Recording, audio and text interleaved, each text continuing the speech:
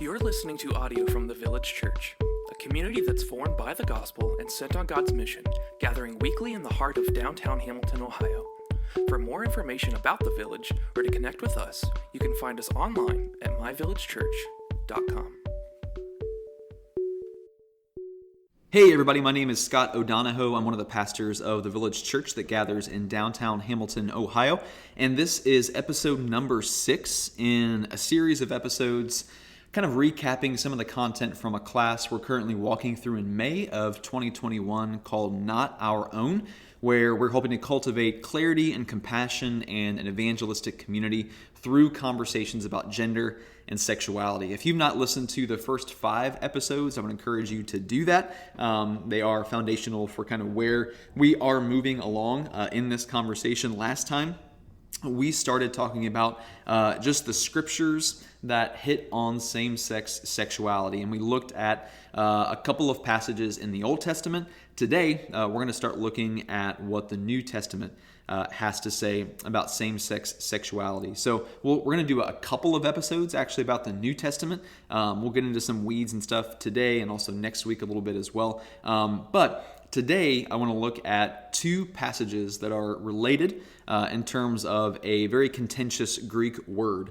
And so we're going to look at 1 Corinthians 6, 9 through 11, and we'll also look at 1 Timothy 1, 8 through 11. And I'm actually going to read both of those right now so we know what we're getting into. So this is 1 Corinthians 6, verses 9 through 11. Or do you not know that the unrighteous will not inherit the kingdom of God? Do not be deceived, neither the sexually immoral, nor idolaters, nor adulterers, nor men who practice homosexuality, nor thieves, nor the greedy, nor drunkards, nor revilers, nor swindlers will inherit the kingdom of God. And such were some of you. But you were washed, you were sanctified, you were justified in the name of the Lord Jesus Christ and by the Spirit of our God. So that was 1 Corinthians 6, 9 through 11. Want now to read 1 Timothy 1, 8 through 11. This is what Paul writes to Timothy.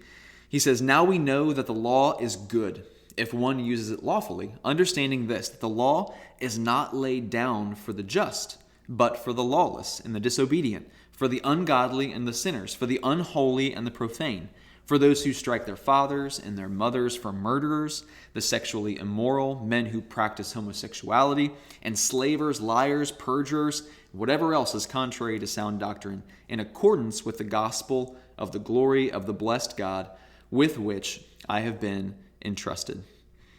All right, so these 2 passages, they introduce us to a very important conversation about a very particular Greek word, arsenokoites.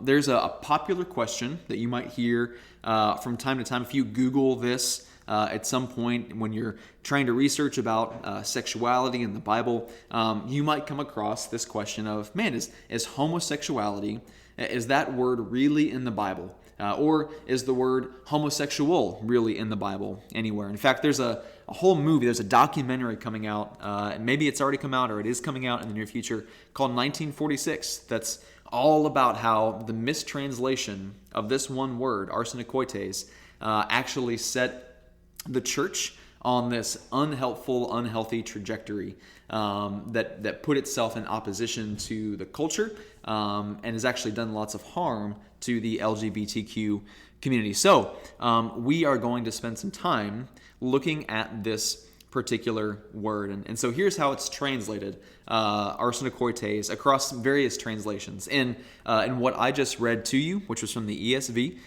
men who practice homosexuality. That's how this word, arsenokoites, is translated. In the NIV, it means those who are practicing homosexuality. In the NASB, it's translated as simply homosexuals. And then here's my preferred translation, which is from the CSB, the Christian Standard Bible. They translate this word as males who have sex with males. All right, so those are some of the various ways that this one Greek word is translated across various English translations. So some would say that this word, arsenokoites, is referring to abusive, non-consensual same-sex sexual behavior or relationships, or maybe it's referring to cult practices, which we hit on a little bit last week when we looked at the Old Testament. Or others would say that we simply can't know what this word actually means. So those are two arguments. Just to clarify, they can't stand together. Either we know that the word doesn't mean something, or we know that we can't know what it means, right? Either it means this, or we can't know what it means. Those two arguments can't stand together. But these both are things that again, if you're researching, if you're Googling, listening to podcasts, reading stuff, some folks will put forward these arguments that it's referring to something beyond just kind of loving, monogamous, same-sex relationships, or that we simply can't know what this word means. So we're going to spend some time digging into this particular word. All right, so the weird thing about the word arsenokoites is that we don't see this word in Greek literature at all before Paul uses it here in his letters to the Corinthians and to Timothy. All right, so brings about a valid question of how can we be sure of what it means if literally the first time we see this word is in Paul's letter. Just for context, this is not the only time Paul does something like this. In 1 Thessalonians 5:23, he uses the Greek word halateliis, which means entirely, and that's used nowhere else in the New Testament or even in the Greek translation of the Old Testament. That word isn't used anywhere else in the Greek versions of the Scriptures. And in Colossians 2:11, he uses the word apekdusis, which means putting off the body. And that word occurs literally nowhere else in Greek literature in general, period. Arsenokoites at least shows up later in some other literature, but this word in Colossians 2:11, it doesn't show up anywhere else in Greek literature. And yet, because of the etymology of the words, the kind of the roots of the words, where the words came from, and because of the usage of the words, their context, how they're used, those two things together mean that we can understand what these words mean, even though we don't see them in other places. So we can know what they mean. So what we're going to do is we're going to talk about the etymology then of arsenokoites, and we'll also talk about its later usage as well to see if we can kind of stitch together some meaning here. All right. So the etymology of arsenokoites, the root of the word. If you remember when we talked about the word for suitable or fit back in Genesis, when God wanted to make a partner that was suitable for Adam or fit for Adam, that was a compound word in the Hebrew, a word that meant alike and a word that meant opposite or against. Those two words put together made the Hebrew word for suitable or fit. The same thing is true for this word, arsenokoites. It comes from the word arsen, which is Greek for male, like the biological sex, not an adult man, not a young man, nothing about age or status, but just male in general. And then it also comes from the word koites, which means bed. And often this word bed has an explicitly sexual kind of innuendo or connotation to it depending on its use. It's actually where we get our English word for coitus, which also means sex. And so we actually have a couple of different examples of words in the Greek where there is another word attached to this word koites. So we have the word doulokoites. Doulos means slave. Koites means bed. And so what that actually means is that it's talking about males who have sex with slaves. We also have a Greek word, metrokoites, which is a combination of meter, which is mother, and koites, which is bed. You put them together, and that is a man who has sex with his mom.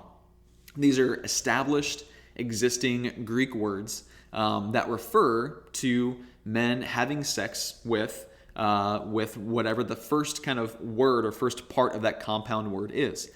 So the pattern for arsenokoites would be, if you have male and bed put together, is that it's referring to men who sleep with males, men who have sex with males. So look, there's some evidence for that, but this kind of thought is not always foolproof. In the class, I use the example of butterfly, right? If you take the word butter and the word fly, And if you were to put those things together but try to come up with the meaning of butterfly based on butter and based on fly, you would probably get something very different than what we all know butterfly to mean. So that's not a foolproof way of going about understanding what the meaning of a word is. So we get to ask the question, why would Paul maybe put these two words together specifically? Like these specific words, why would he choose these to put together? Do they have like a pre-existing relationship somewhere else? So here's some like helpful history, kind of cool. The Old Testament, if you don't know, was written in Hebrew. But by the time of the New Testament, the common language in the day was Greek. And so we actually have a translation of the Old Testament from Hebrew into Greek so that readers of the New Testament time would be able to read the Old Testament. This is actually the common translation in the time of the New Testament, is this Greek translation of the Hebrew. And this translation, it's called the Septuagint. You may have heard of it before. If you ever see in your Bibles like a footnote that says LXX, all in capital letters, that's shorthand for the Septuagint. That's referring to the Greek translation of the Old Testament. And so the authors of the New Testament, they read Greek. They also wrote in Greek. And so this is very, very helpful for us because we can now, looking back at both the Greek Old Testament and the Greek New Testament, we can see if the authors of the New Testament had in mind references to the Old Testament and the things that they were writing, because they may have used the same words or used the same phrases that were found in the Old Testament. So super cool, super helpful. So we get to ask, man, do these two words, arson and koites, do they show up together somewhere in the Greek translation of the Old Testament that Paul would have read, he would have taught from, he would have built his theology from? Do these words exist somewhere that might have given him the idea, hey, put these two things together and folks will know what I'm referring to? And the reality is, yeah, like we see these two words show up in the Greek translation of the Old Testament, and it's always referring to someone sleeping with men. So in Numbers 31, 17 through 18, and in Judges 21, 11 through 12, we see arson and koites next to each other in the Greek, and it's referring to women who had sex with men, who slept with men. And the other two instances that we see these two words together are actually Leviticus 18:22 and Leviticus 20:13. Which, if you listen to the last episode that we did on same-sex sexuality in the scriptures in the Old Testament, those verses are verses that we talked about. And it refers to men who sleep with men. That's the prohibition that we kind of landed on when we looked at those verses last time, is that we said, hey, Leviticus seems to prohibit same-sex sexual behavior in general, at least between men. And these two words, arson and koite, show up by each other here in those two verses in particular. And so, man, in all instances that we see arson and koites used in the Greek translation of the Old Testament, they're always referring to someone sleeping with other men. So based on kind of its known etymology, it likely, this word arson and koites, it likely refers to men sleeping with other men, males sleeping with other males.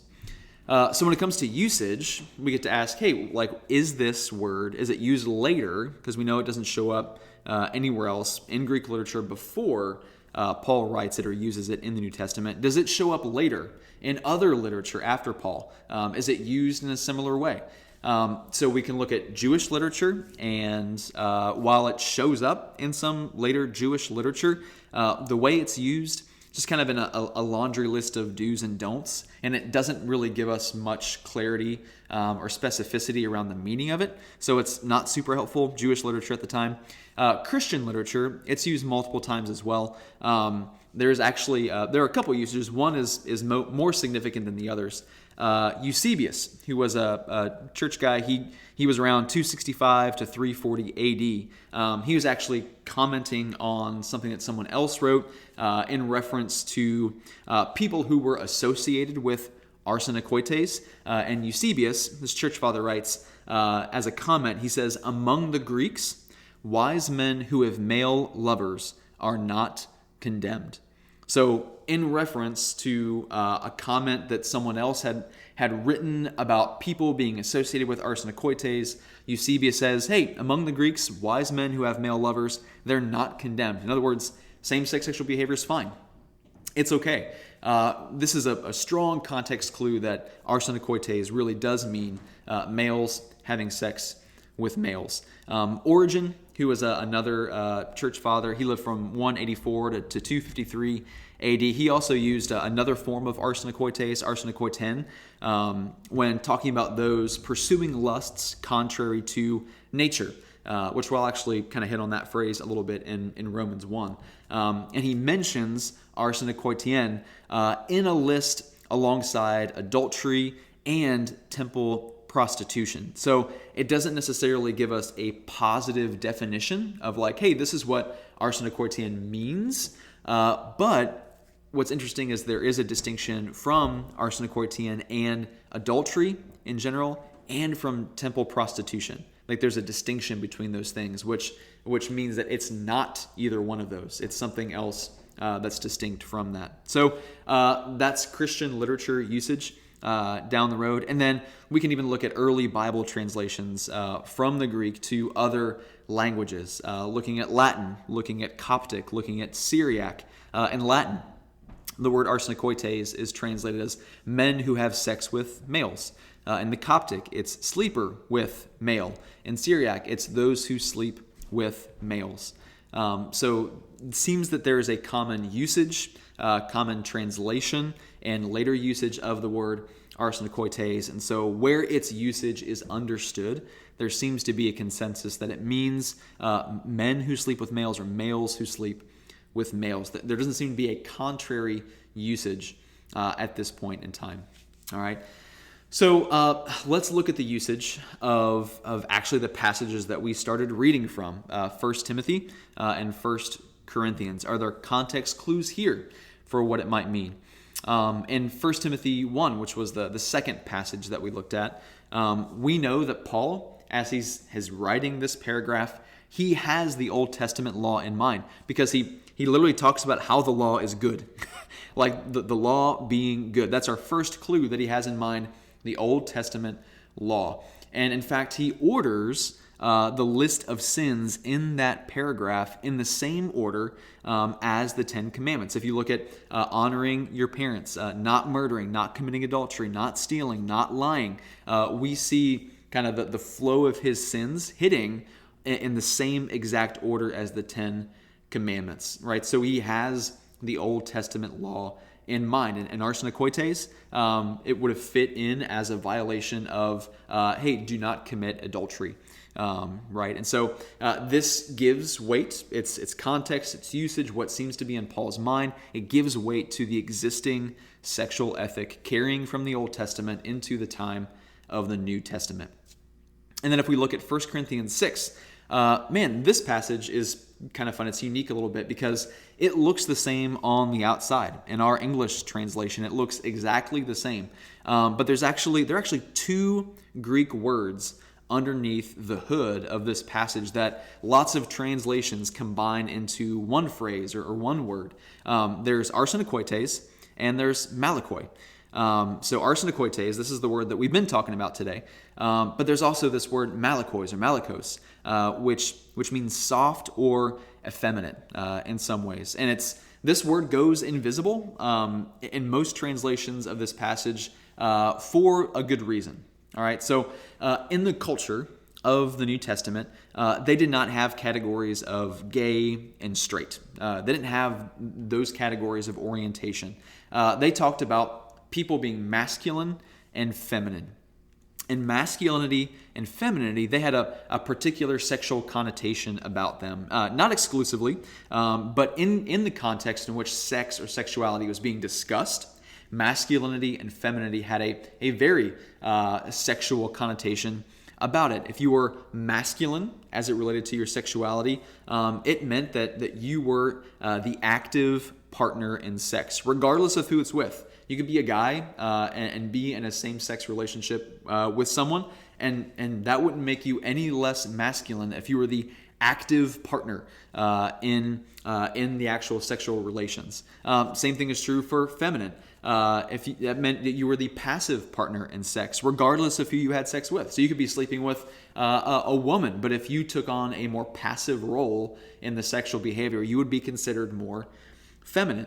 So especially in male-to-male same-sex sexual relationships, these words carried a particular connotation about them in terms of the active and the passive role.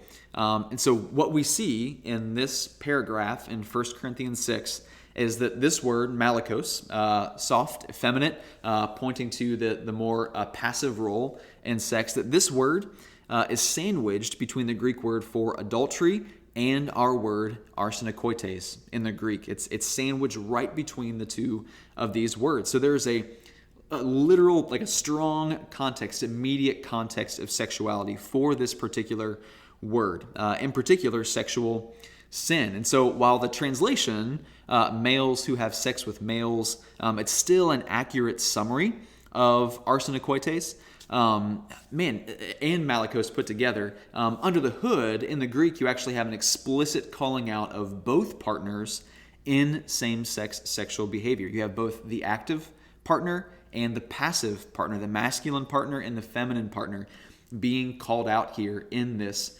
paragraph, which is pretty unique here in the Greek.